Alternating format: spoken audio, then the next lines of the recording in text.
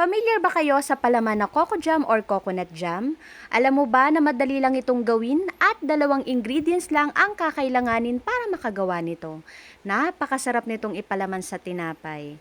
Gusto mo rin ba? Tara, gawa tayo. Bali sa recipe na ito ay kakailanganin natin ng panutsa at sa palengke ko po pala ito nabili. Ito rin yung tinatawag nila na minatamis na bao dahil sa hugis bao nga ito.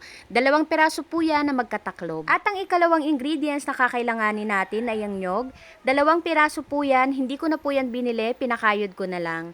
Pipigain natin ito at yung unang piga, yun po yung kailangan natin. Ganito po pala ang itsura niyan pag pinaghiwalay at hihiwain natin ito ng maliliit para mamaya ay madaling matunaw once na niluluto na. And shoutout po pala kay Ma'am Mila Kabakungan from Isabela. Thank you so much po ma'am for watching and happy birthday po kay Ate Rosemary Sagaran from Antipolo City. Next, sa isang kawali, pagsamasamahin na natin yung dalawang ingredients at lulutuin natin ito sa medium fire at paminsan-minsan nating haluin para hindi masunog. At pag ganyan na kumukulo na, tuloy lang natin haluin at mapapansin ninyo na maglalangis na yan. Yung coconut milk pala na nilagay ko dito ay 1½ cup. At pag ganito na yung consistency ng ating coco jam, okay na po yan, ahunin na natin sa kalan. At kung mapapansin ninyo na medyo malabnaw pa yan, mamaya po once na lumamig ay magiging malapot pa po yan. Isali na natin kaagad sa mga lagayan na gusto nating paglagyan. At sa mga ingredients na ginamit ko ay nakagawa ko ng isang puno dito sa garapon at halos kalahati naman dito sa isa. Ito palang ginawa kong coco jam, naalala ko dito yung mama ko kasi dati pag bumibili siya ng ganito, yung nakalagay pa siya sa tingi-tingi, inuulam niya ito sa kanin at talaga namang sarap na sarap siya sa ganito. Coco jam na masarap ipalaman sa tinapay. Gusto mo rin ba? Tara, kain tayo.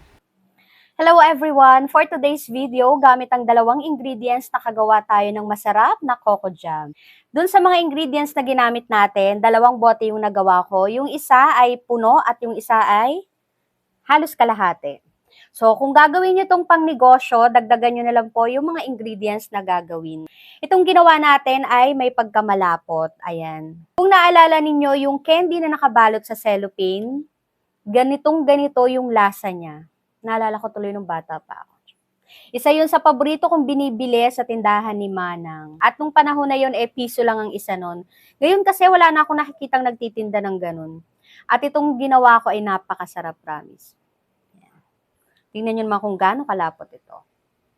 Kung gusto ninyo na medyo malabnaw or hindi ganito kalapot yung gagawing coco jam, bawasan nyo na lang yung oras ng pagluluto. Yung sa akin kasi medyo tinagalan ko ng konti dahil ganitong consistency talaga yung gusto ko. Ayan, nagpalaman na rin ako sa tinapay. Mas masarap sana to kung sa pandesal. Ayan, tignan nyo naman. Mana natin. Yung lasa niya, lasang coco jam. Promise, sobrang sarap at hindi siya ganun katamis.